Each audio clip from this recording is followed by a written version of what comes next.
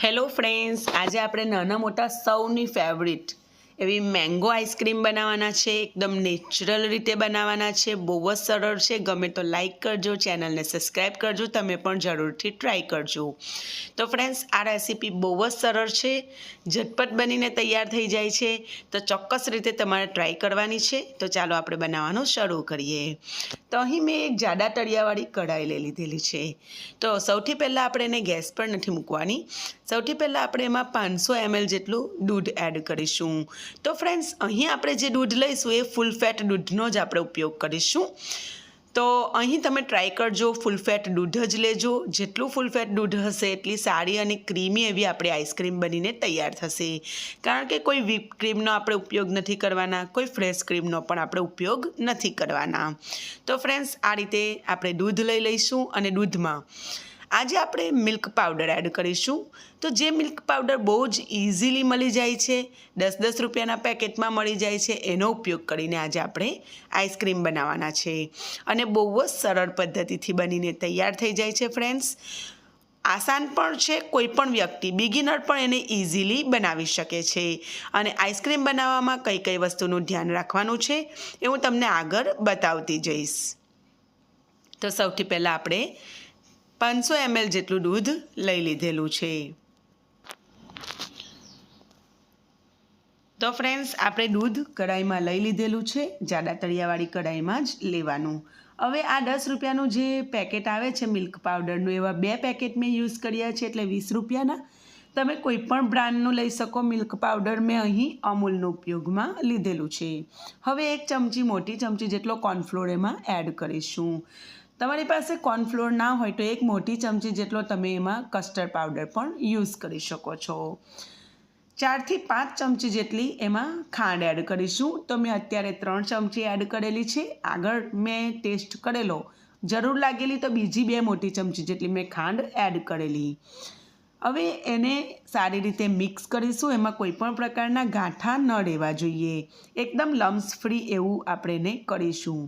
હવે આપણે ગેસની ફ્લેમ મીડિયમ ચાલુ કરી અને એને ગેસ પર ચડાવી દીધેલું છે, બરાબર.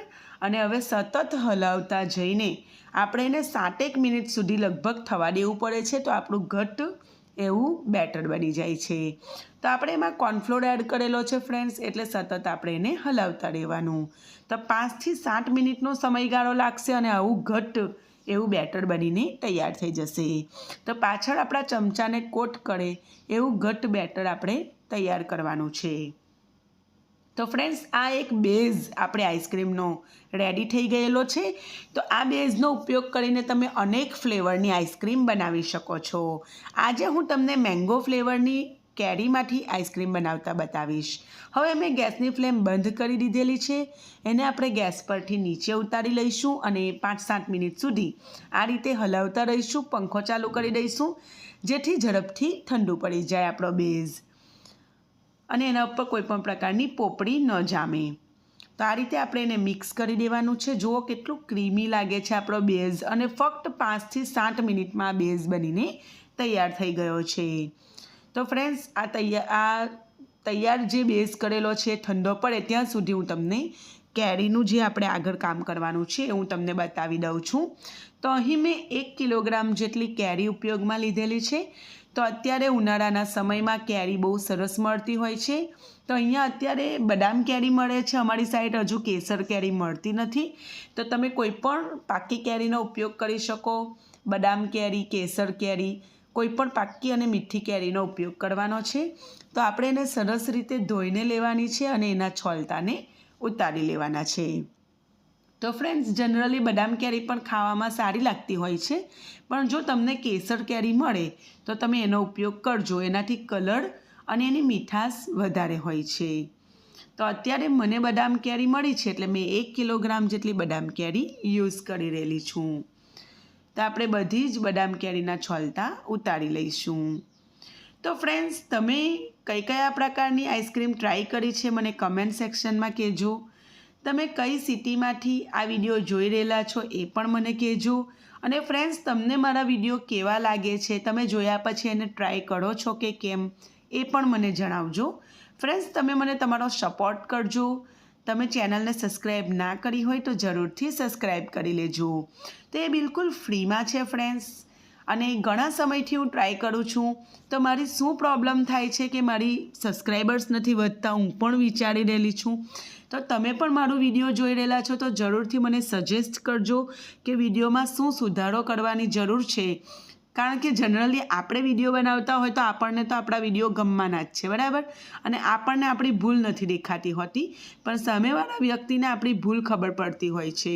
તો તમે મને સજેસ્ટ કરજો કે વિડીયોમાં શું સુધારો કરવાની જરૂર છે, તો હું ચોક્કસ એને એપ્લાય કરીશ, જેથી મારા વિડીયોના ક્વોલિટી લેવલ વધે, તમને ગમે, અને વ્યૂઅર્સ જેટલા વધે એટલું ઇન્ક્રીમેન્ટ પણ મને મળે એ રીતે. તો ફ્રેન્ડ્સ, આપણે બધી જ કેરીને આ રીતે છોલી લઈશું. તો આ આઈસ્ક્રીમ ફ્રેન્ડ્સ મેં ફર્સ્ટ ટાઈમ ટ્રાય કરેલી, અને ફર્સ્ટ ટાઈમમાં જ બહુ સારી બનેલી, મારા ધાર્યા કરતાં પણ વધારે સારી બનેલી. તો તમે પણ જરૂરથી આ ટ્રાય કરજો. જો તમે પહેલી જ વખત બનાવો છો તો પણ સરસ જ બનશે. હું તમને કેટલીક ટિપ્સ આપીશ, મેં શું અનુભવ કર્યો એ પણ તમારી સાથે હું શેર કરીશ. તો જુઓ ફ્રેન્ડ્સ, બધી કેરી આપણે છોલી લીધેલી છે. હવે અહીં મેં એક જ્યુસર જાર લઈ લીધેલો છે, એટલે મિક્સર જારમાં જે જ્યુસરનો આવે છે તે, અને એમાં હવે આપણે બધી કેરીને કટ કરીને એડ કરી દઈશું. ફ્રેન્ડ્સ, એમાંથી થોડી કેરીના મેં નાના નાના ટુકડા કરીને સાઈડ પર ગાર્નિશિંગ માટે રાખીશ. એ ઓપ્શનલ છે, પણ આઈસ્ક્રીમ ખાતી વખતે નાના નાના કેરીના ટુકડા આવે છે તો ખાવામાં બહુ સરસ લાગતી હોય છે. તો તમે પણ આ ટ્રીક જરૂરથી ટ્રાય કરજો. તો જુઓ ફ્રેન્ડ્સ, આપણે આ રીતે બધી કેરીને કટ કરીને લઈ લીધેલી છે. મારી કેરી બદામ કેરી બહુ વધારે પડતી મીઠી નથી, તેથી મેં એમાં પણ 3 ચમચી જેટલી સુગર એડ કરેલી છે. તો કેરીની મીઠાશ ઉપર ડિપેન્ડ કરે. અને આજે આપણે કોઈ ક્રીમનો ઉપયોગ નથી કરવાના, ફ્રેશ ક્રીમનો, તેથી મેં દૂધ ઉપર જે મલાઈ જામેલી હોય છે, તો 1 લીટર દૂધની ઉપર લગભગ 2 ટેબલ સ્પૂન જેટલી મલાઈ જામેલી હતી, અને એનો મેં અહીં ઉપયોગ કર્યો છે. તો એનાથી બહુ જ ક્રીમી, બહાર કરતાં પણ સારી આઈસ્ક્રીમ ઘરે બનીને તૈયાર થશે. પછી મેં થોડોક ફૂડ કલર એડ કર્યો છે, કારણ કે કેરીનો કલર થોડો લાઇટ છે તો આઈસ્ક્રીમ દેખાવમાં સારી લાગે, તેથી મેં એડ કર્યો છે, પણ એ ઓપ્શનલ છે, તમે એને ટોટલી સ્કીપ કરી શકો. આ રીતે મેં મિક્સર જારમાં પીસીને પછી તેમાં આપણે જે બેઝ તૈયાર કરેલો છે એને પ્રોપર ઠંડો પડવા દીધો, અને એમાં આ રીતે મેં એડ કર્યો. ફરી મિક્સર જારને મેં 30થી 40 સેકન્ડ સુધી ફેરવી લીધું. એમાં બિલકુલ પણ પાણીનો ઉપયોગ નથી કર્યો, અને આ રીતના એક પ્લાસ્ટિકના લંચ બોક્સના ડબ્બામાં મેં એને ટ્રાન્સફર કર્યું. બેટરની ક્વોન્ટિટી સારી એવી છે, એટલે મેં બીજા ડબ્બામાં પણ અડધું એડ કરેલું છે. તમારી પાસે મોટો ડબ્બો હોય તો તમે એકમાં જ ટ્રાન્સફર કરી શકો છો. ફ્રેન્ડ્સ, અહીં હું તમને એક ટીપ આપીશ. જ્યારે આપણે એડ કરીએ છીએ અને એના ઉપર આપણે જે ટુકડા નાખીએ છીએ કેરીના, એ ઓપ્શનલ છે, પણ એનો ટેસ્ટ બહુ સારો લાગે છે. તમે જરૂરથી એડ કરજો.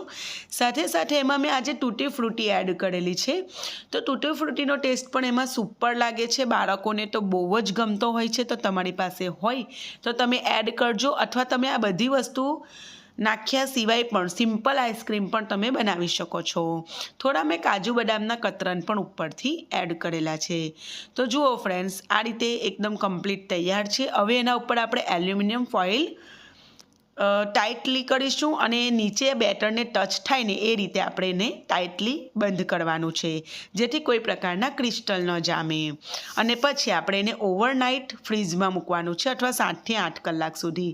તો ફ્રેન્ડ્સ, અહીં હું તમને એક વાત કહીશ. જો તમારે એકદમ બજાર જેવી ક્રીમી ખાવી હોય ને, તો તમારે 2 કલાક સુધી ફ્રીઝમાં સેમી સેટ થવા દેવાની, અને પછી પાછું કાઢીને મિક્સર જારમાં ફેરવી લેવાનું 30થી 40 સેકન્ડ સુધી.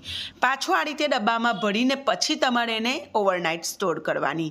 તો ફ્રેન્ડ્સ, મેં એવું નહોતું કર્યું. મેં ફક્ત આ રીતે ગાર્નિશ કરી અને ઓવરનાઇટ ફ્રીઝમાં રાખેલું, અને પછી તમને ખોલીને બતાવું છું. તો મારી આઈસ્ક્રીમ ખાવામાં તો બહુ જ સરસ બની હતી, પણ એમાં હલકા ક્રિસ્ટલ લાગતા હતા. તો ફ્રેન્ડ્સ, તમારે જો વધારે ક્રીમી બનાવવી હોય તો મેં કીધું એમ 2 કલાક સુધી એને પહેલાં ફ્રીઝમાં સેમી સેટ થવા માટે ફ્રીઝરમાં મૂકજો. પાછું એને કાઢી અને એના બધા બેટરને પાછું લઈ અને તમારે મિક્સર જારમાં પાછું 30થી 40 સેકન્ડ સુધી ફેરવી લેવાનું, અને આ રીતે ડબ્બામાં ઓવરનાઇટ જમાવી દેવાનું. પણ મેં ઓછી મહેનતમાં કામ કર્યું છે.